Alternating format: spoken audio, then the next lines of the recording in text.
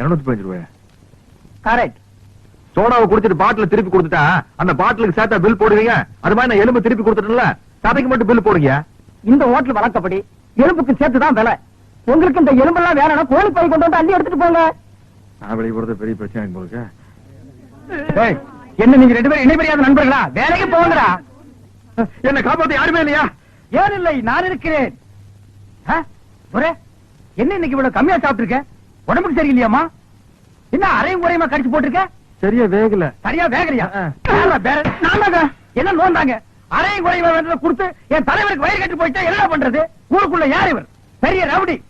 ஊரே இவரை கண்டா கிடுக்கிடுன்னு ஆடுது, என்ன கண்டா கிடுக்கிட்டு ஆடுது. போடா, எடுத்துட்டு போய் மறுபடியும் வேக வச்சு சூப் போட்டு கொண்டு வரா.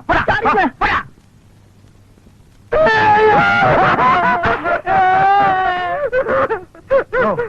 என்னென்ன கேட்காம ஏன்